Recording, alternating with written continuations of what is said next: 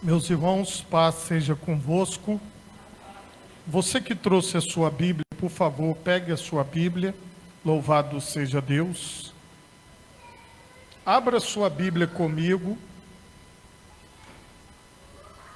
Evangelho de Mateus, capítulo 24, a partir do versículo 1. Os irmãos que estão em casa também, por favor, abram a Bíblia de vocês. Evangelho de Mateus, capítulo 24, a partir do versículo 1.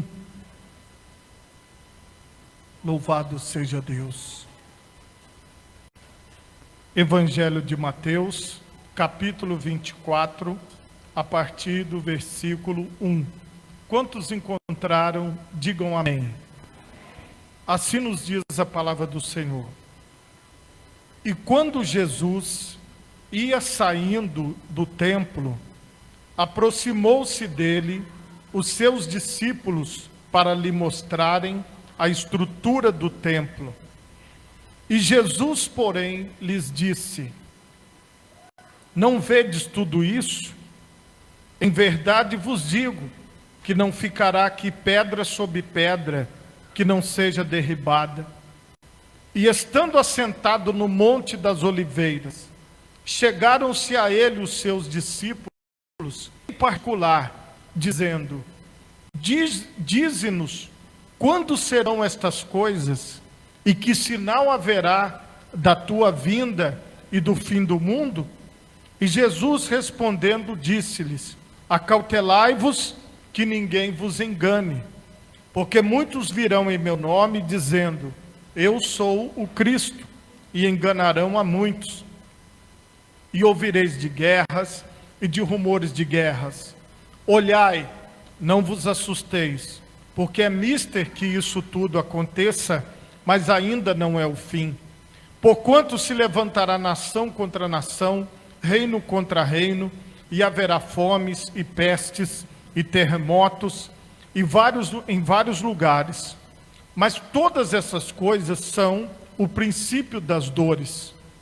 Então vos hão de entregar para serdes atormentados, e matar-vos-ão, e sereis odiados de todas as gentes por causa do meu nome.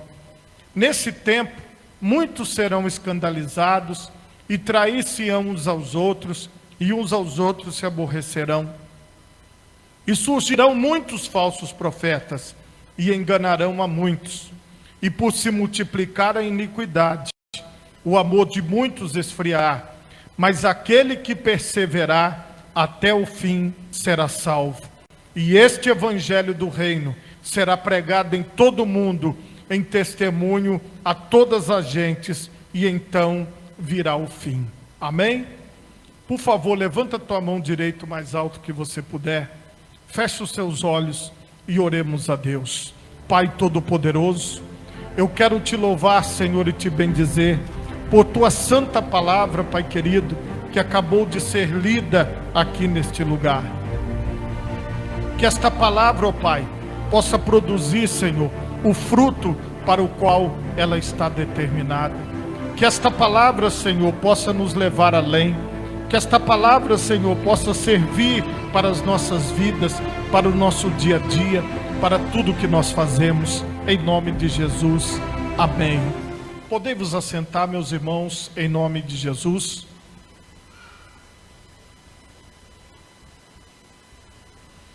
Irmãos, o tema da mensagem nesta noite é: vamos perseverar.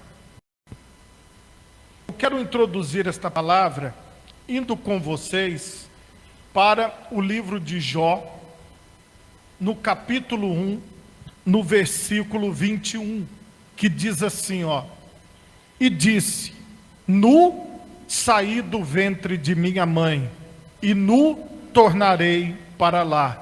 O Senhor o deu, e o Senhor o tomou. Bendito seja o nome do Senhor. Jó, ele disse isso no momento de crise.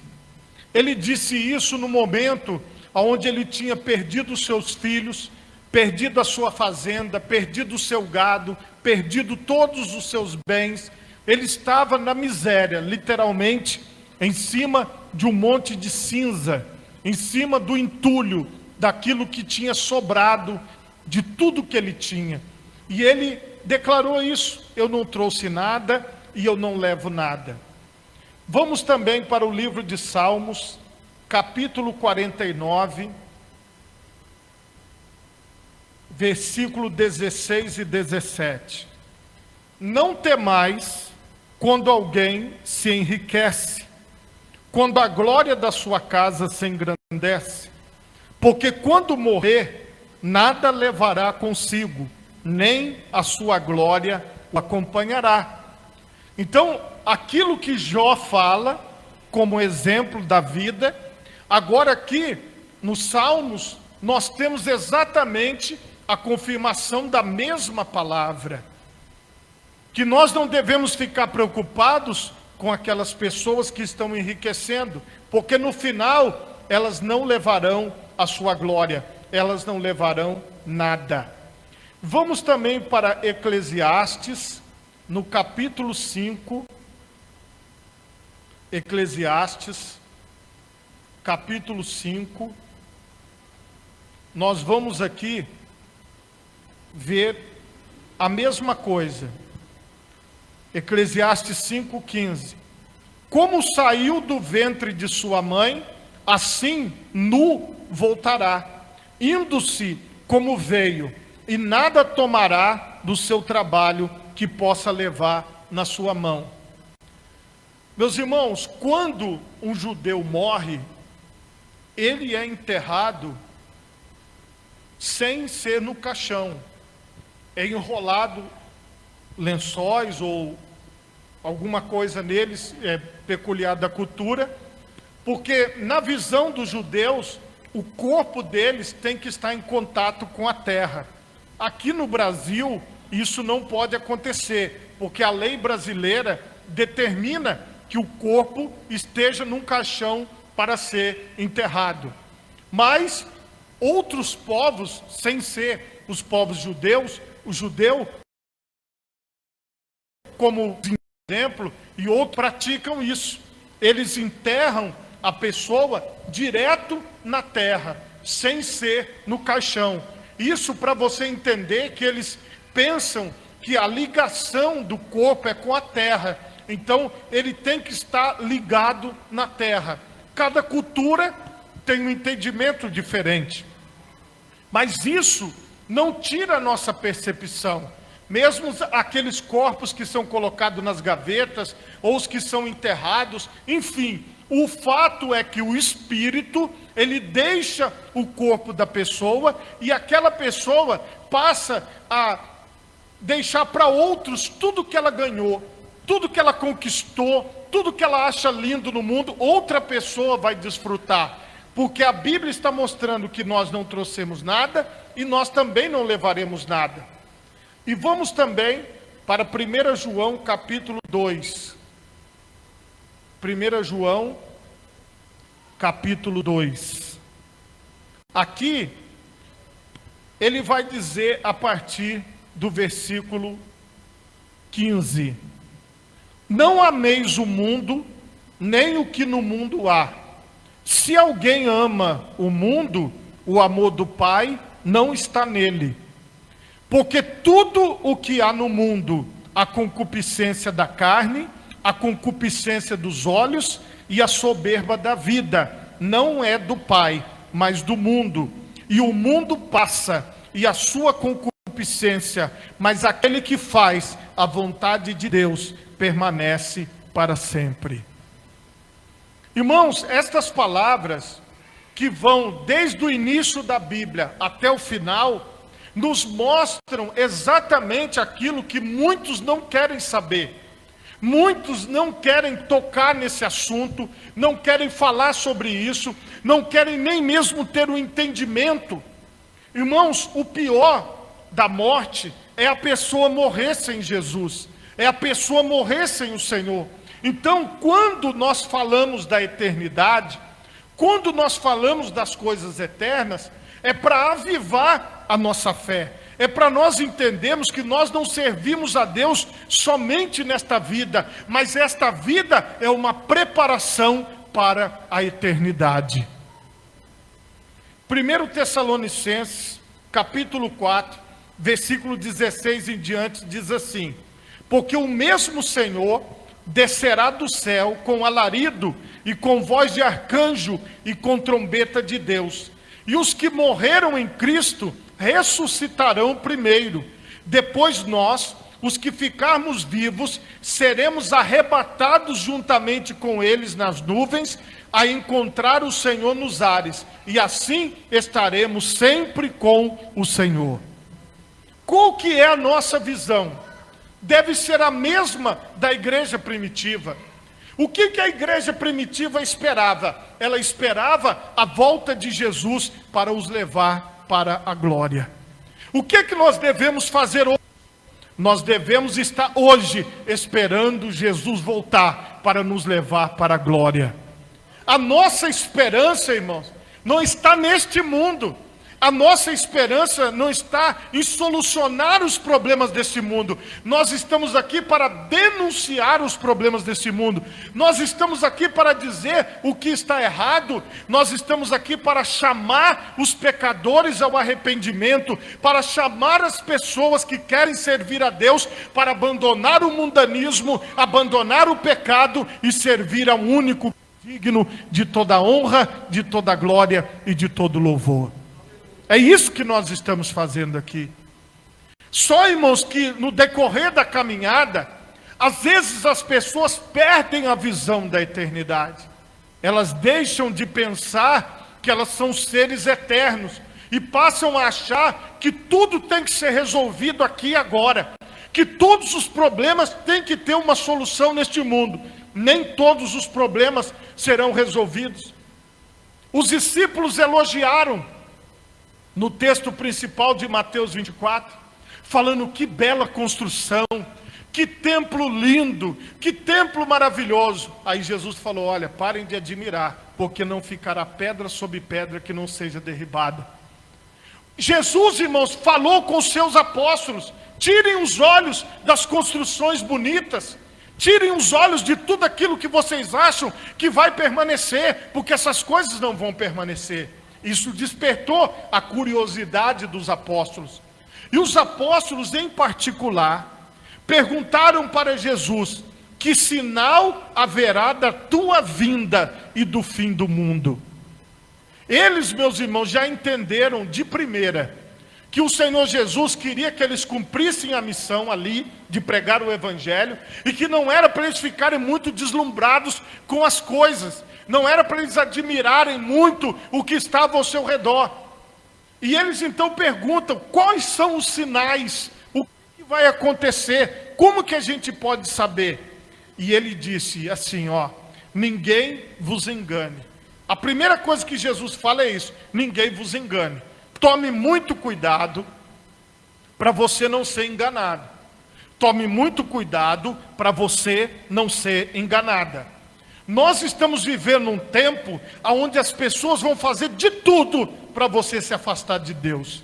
Onde as pessoas vão fazer de tudo para você deixar de buscar ao Senhor. Porque muitos virão em meu nome dizendo: eu sou o Cristo, e enganarão a muitos. Eles vão tentar desviar as pessoas do caminho de Deus, afastar as pessoas de Jesus, que é o que já vinha acontecendo há muito tempo.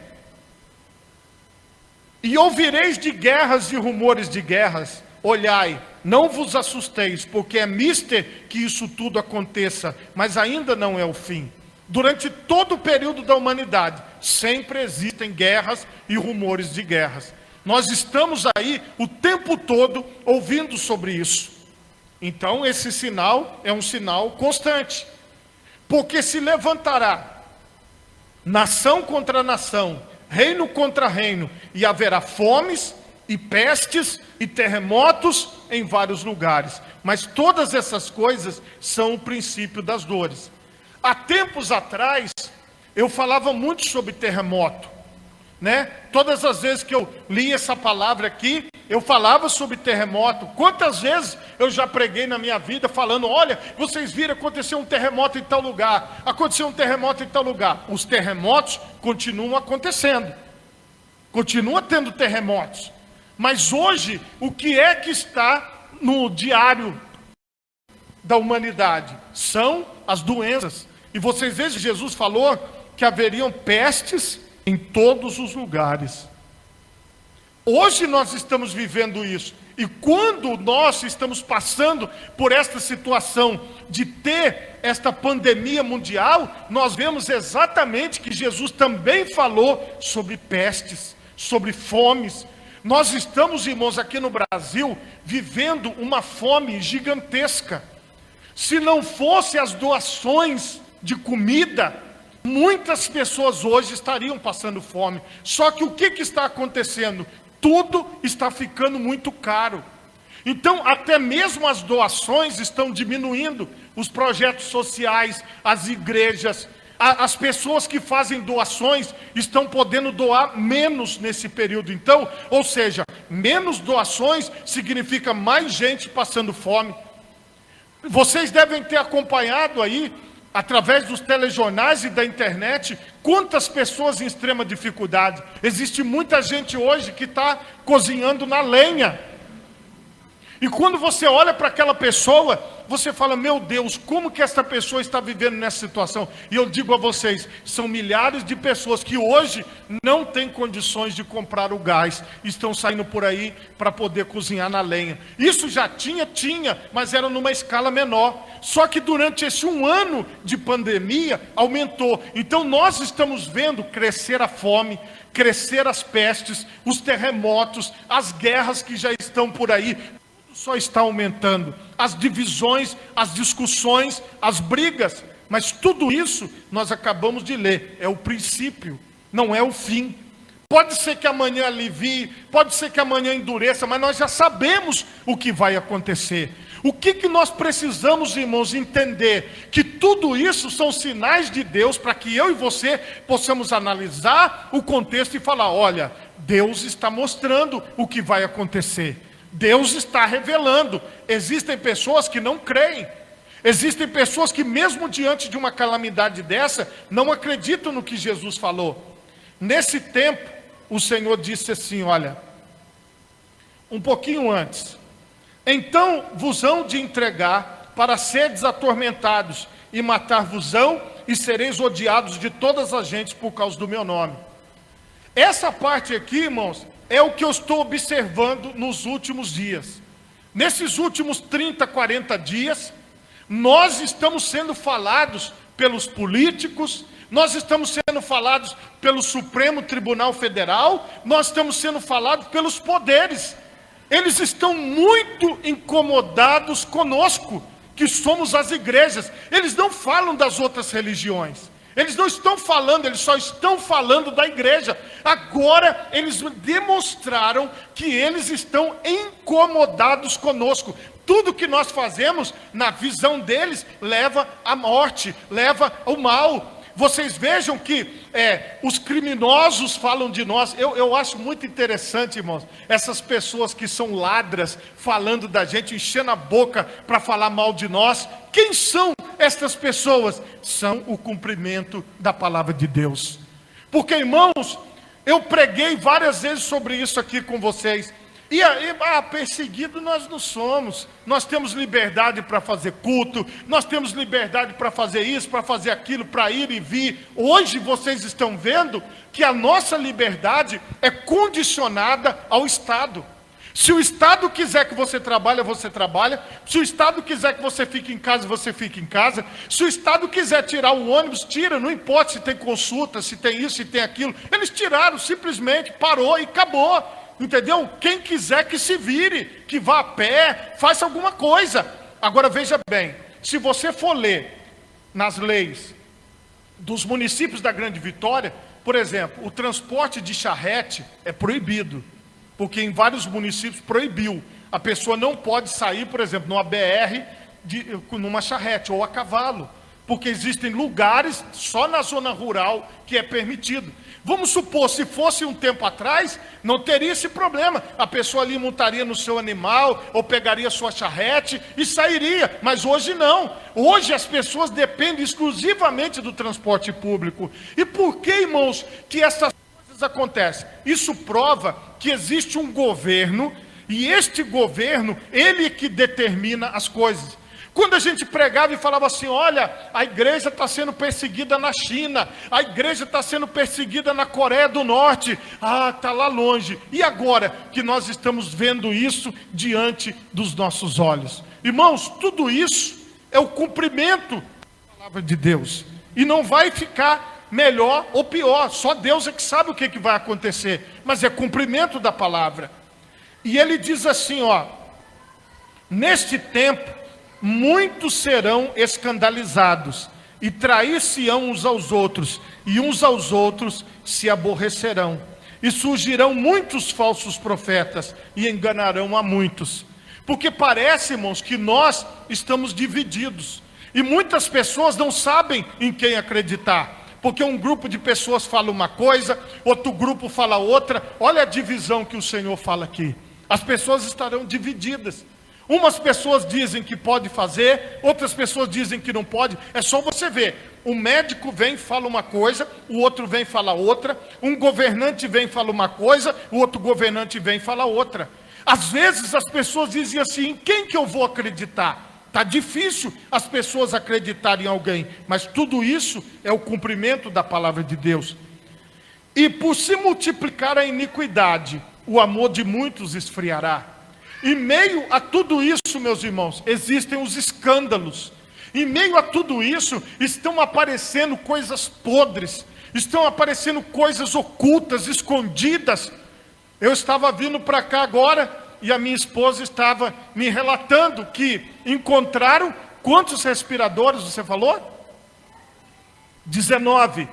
19 aparelhos de respiradores, preso, escondido numa parede falsa, no hospital. Meu Deus, aí você para pensar, como que as pessoas podem comprar os aparelhos e fazer uma parede falsa, sendo que tem gente morrendo por falta do aparelho? Irmãos, isso é uma coisa que não dá, assim como ser humano que nós somos, para acreditar que essas pessoas estão fazendo isso, fazer uma parede falsa para esconder os aparelhos. Então, tudo isso, irmãos, não é historinha. Nós estamos vendo, e é o que a Bíblia diz aqui, por causa de tanta coisa errada, as pessoas desacreditam de Deus. E é isso que o diabo quer. O diabo quer mostrar, você está vendo aí, esse monte de coisa errada. Não vale a pena você servir a Deus, não vale a pena você estar na presença de Deus. Mas eu estou aqui, irmão, para te dizer que vale a pena servir a Deus, vale a pena estar na presença de Deus. Essa maldade é o cumprimento da palavra, essa maldade é o que o Senhor já determinou. Não é algo, meus irmãos, que é assim, que vai melhorar, ou que os homens vão ficar bonzinhos. Irmãos, a tendência desses homens maus é irem de mal a pior. É o que a Bíblia fala em Apocalipse. Olha o que a Bíblia diz: se você é justo, justifique-se ainda, mas se você é mau, então faça mais maldade. É o que os homens estão fazendo. Aqueles homens que são do mal, eles estão só piorando, porque eles não querem a verdade, eles não querem a palavra de Deus. Mas veja a palavra do Senhor: aquele que perseverar até o fim será salvo.